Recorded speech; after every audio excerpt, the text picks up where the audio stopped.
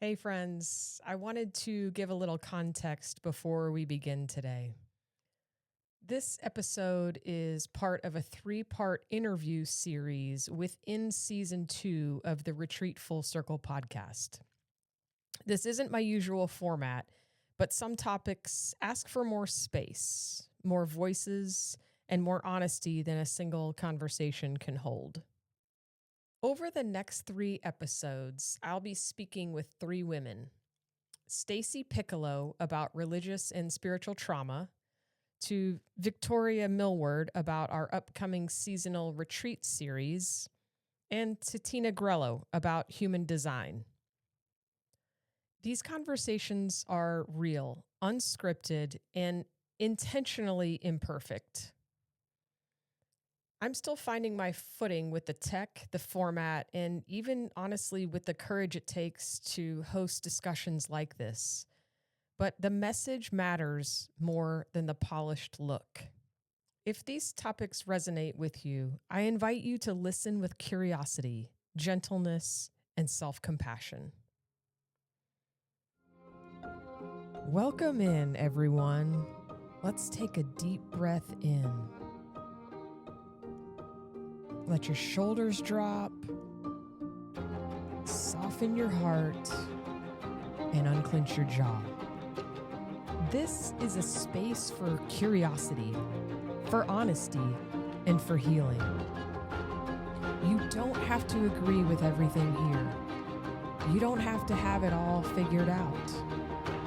You only have to be willing to listen, to wonder, and to stay open. Let this be your invitation to explore your story, to examine what has shaped you, and to make space for something new. This is not about answers. It's about deeper questions, softer hearts, and the kind of truth that liberates. I'm Christina Baker, and this is the Retreat Full Circle podcast. Hey everybody, we're back. Welcome to the Retreat Full Circle podcast. I'm your host, Christina Baker. Today, I'm honored to sit down with Stacy Piccolo, founder of the Mind Movement community and the visionary behind a new project called The Sacred Shift. We'll be exploring the often unspoken topic of religious and spiritual trauma, and how we can begin to heal, rebuild, and reclaim our truth. Stacy, thank you for being here. Yeah, thank you so much for having me. Kind of an impromptu scenario here.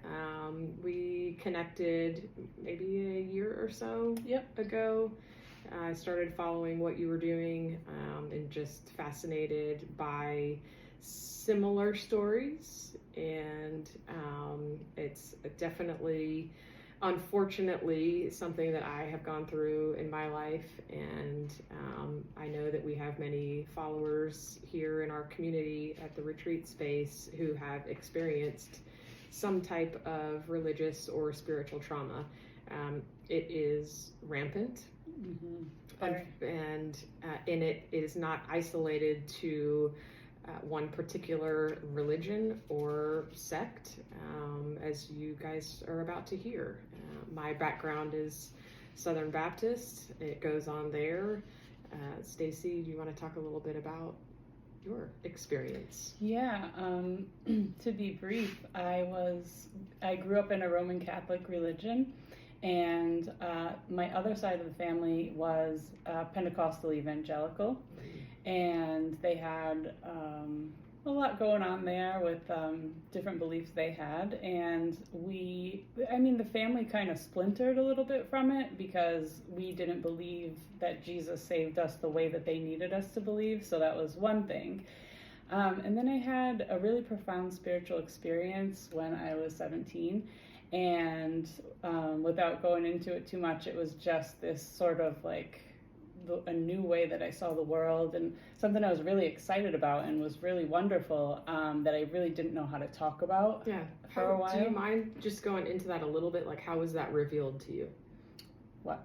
your spiritual experience? Oh, it was like a fully embodied experience of this really beautiful energy and this awakening of myself as who I truly was. And I realized how to live in the present moment, and that was like heaven on earth. And then when you're in your mind and like, you know, having all these thoughts, like how that is like hell.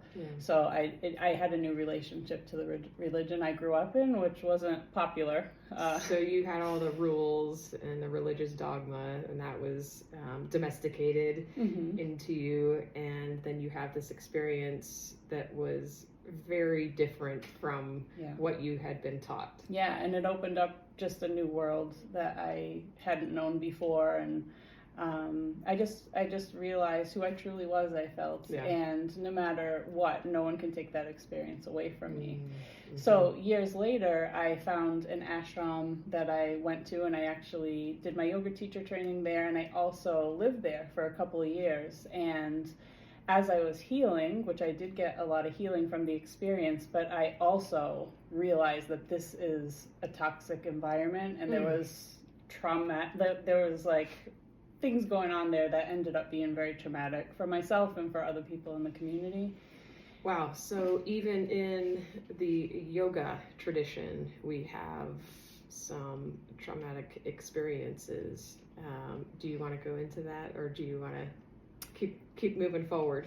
Yeah, I'll just say that, you know, similar, it's the same dynamic, the same energy behind the experiences that can happen in religion. It's the same abuse of power, it's the same controlling behaviors that you are taught certain things so that you will either give money or, you know, serve time, something that exploits you basically, you know. And then it can get even worse than that into, you know, sexual things that are unwelcome and things like that. So you know, I won't say my experience, but many others have had this type of experience. And we hear this in the major yoga lineages, like most of them that I'm aware of. So.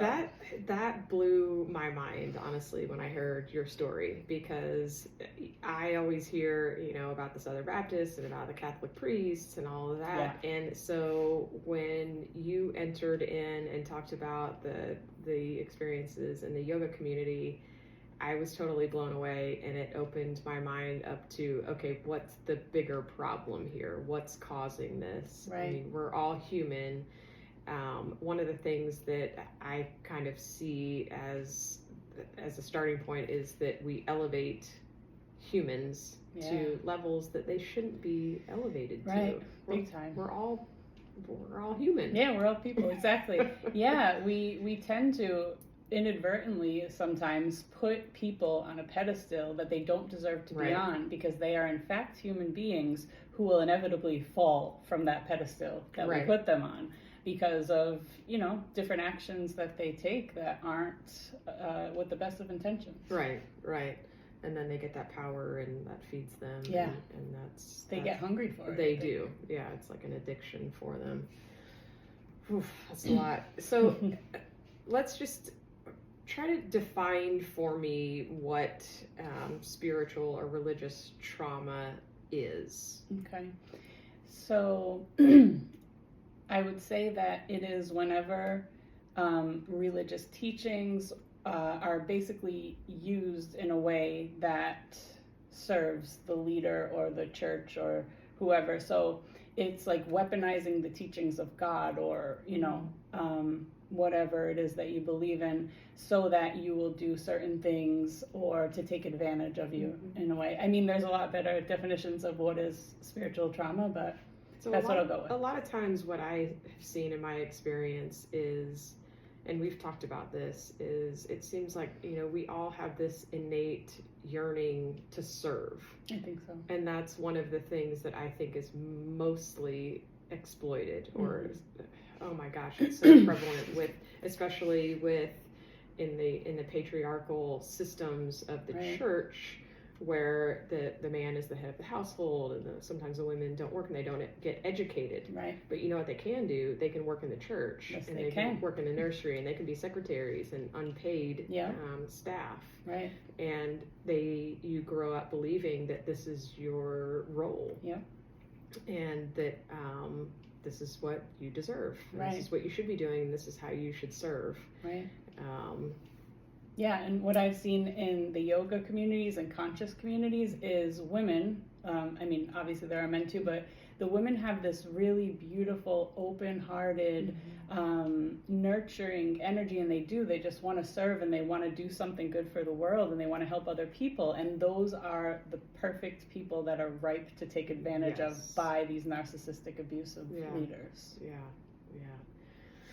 That's what gets me. Like, I can't handle that when I see like someone open-hearted being taken advantage of. Like, that just does something to me inside, where I feel I need to take some kind of an action. Right. You know. And you have. Yes, I have. Yes. So that it leads us to the sacred shift. So tell us about you've kind of showed us your heart behind it, but talk a little bit more about what led you to create the sacred shift. Okay. So when I went through this experience at the ashram, and I, was very angry once I realized what was happening, and no one around me seemed to realize this, so I was kind of the person that had to bring it up and bring it into the light, and this does not make you popular when you're the person that does that. No. So I went through a lot. I went through the loss of a community, because when I moved out, it was a week before the pandemic. And, that time was just crazy. And they ended up, I believe, kind of closing down operations, at least in person. And it looked like it was because of the pandemic, but it kind of really wasn't. But after that, I wasn't able to do yoga for about 1.5 years. And I just was processing a lot. And, I would talk with my friend that went through it, and we would just be like, oh, wait a minute, this happened. Oh, like we were making all these connections. So it took me a while to heal. Of course, I'm in therapy. But when I could drop the energetic charge behind what was happening and how it betrayed my trust and, what I thought was good in the world was kind of turned on its head in a way. But once I was able to find enough healing from that, and also meeting other people from other traditions who I was able to share my story with, and sure enough, they had all kind of religious trauma experiences too. So I wasn't aware that this was so widespread, but when I realized it was, I was disgusted by that, you know? So I was like, no, this can't be. Yeah. So I had a friend, Dr. Jamie Marich, who wrote a book called You Lied to Me About God. Ooh. And she grew up in the same faith traditions that I did, and she tells that story, and also was at the ashram with me. So that was a big like motivator, just to support her work, and also to become like a force for good in the world, and a force for people who are healing in this way, to come together, find community. And honestly, I've met some really great friends in this way, and I didn't realize the passion that we all have and how that can build community in a weird way. But it's exciting that it has, because I come across a lot of people who are really happy to see us doing this work. Yeah, well, it goes back to, we all want to be heard, and we all have a need for community. Absolutely. And that's what started us, most of us, seeking that out. And so we find these groups, and then they hurt us. Right. And so then we have a time where we're alone and thinking like, well, now what? Right? Yeah. And so you've created this space. And I think one of the key elements is you don't want to be the leader. No. Right? No. Like, I've seen that be pretty dangerous, and like we try our best like to not become what we don't like. So we can only do our best with the information that we have to structure things differently. Right. And yes, I believe if there are a number of co-leaders that are, all contributing in different ways, the idea that everyone's ideas are important and should be explored, and we're happy to like entertain them and go along with them and change things so that, people are heard, and all faith traditions are welcome. Absolutely. And celebrated. not tolerated. Totally. No, totally. Yeah, that's another thing that is something with cults, is that they basically give you a certain belief system and you subscribe to it, and you have to do it exactly like they say, and there's all kind of different jargon, and you know, then maybe they want you to like bring their mission out into the world or whatever. But for us, we want everyone to find their own way. It doesn't matter what they believe, if they believe nothing, if they have beliefs in Judaism, if they have beliefs in Hinduism, whatever. It doesn't matter. We just want people to feel good, to have, you know, a way forward in their life, to feel autonomous, authentic, and to find the agency that they may have given away to different religions or spiritual groups. Oh man, I'm gonna need you to repeat that. So we want people to reclaim the agency and embody their beliefs for them, not a group of people's beliefs. Yeah. We all have that inside of us. Right. We don't need another person Exactly. to exalt. Right. We have it all within us. Right. And religions and spirituality, like, they have you looking outside of yourself to a leader, a pastor, a preacher, whoever, to help you with your relationship with God, which is literally within yourself. So it's accessible to you at any time. Right. But that's not profitable. Absolutely not. No, you know what is profitable? Guilt, fear, shame. Yes. Those will win them some riches. For sure. As we can see. Yeah. Exhibit A through X. triple Z. One thing that stood out to me about the sacred shift is what we've just been talking about, the emphasis on community, but in a way that allows each person to explore their gifts and to share their gifts. And I know you had a recent meeting about that, kind of opening the space up to let everybody talk about what are they bringing to the table? What are you creating? What are you working on now? It's actually coming up soon. Okay. What are you working on meeting? So there are people who are filming documentaries, writing books in our group, doing all kind of amazing things that, I mean, we want to know what each other is doing. We want to encourage each other. You know, maybe, wow, you know, you have this amazing retreat space. Like, oh my gosh, like, let other people hear about that. What do you do there? And just connect in a way that we are like sustaining our momentum as a community together, like as a movement and as individuals, that we just want to feel supported. And I just realized it is so important after this type of abuse that we've been through to first restructure the power. Like, it was held by mostly one person or organization and trickles down. We want to restructure it so that it's like an egalitarian trading of ideas and equality among the people, you know, in the group. But yeah, the creativity that we all have and the passion that we have has kind of been like, I don't know if it's suppressed or like put by the wayside to serve another religion, or taking some deep breaths there, Christina. I know. Well, it's so big. It's such a big idea, and it's become so prevalent. What about our friends who may not have had spiritual trauma in their lives, but they do want to get involved? Right. I mean, that's wonderful for them. There's obviously people that are in different religions or spiritual groups that have not had trauma. Great. Yay. We're happy for you. But they can definitely, you know, come together as a support. And the other thing is, this dynamic that results in spiritual or religious trauma is present everywhere in our society in different ways. It's the same dynamic that's in corrupt businesses, the political climate right now. This is the same narcissistic, toxic energy that is leading our country right now. So by understanding the dynamics of religious trauma, you can literally see it playing out in our society and be able to discern and understand what's happening more, actually. Yeah. Strangely enough. That's a really good point. Yeah. And a sad one. Sad point. Real sad point. Thanks. Yeah. Well, this has been awesome. I'm so glad that you came down and stayed with us, and we got to do this podcast. Yeah.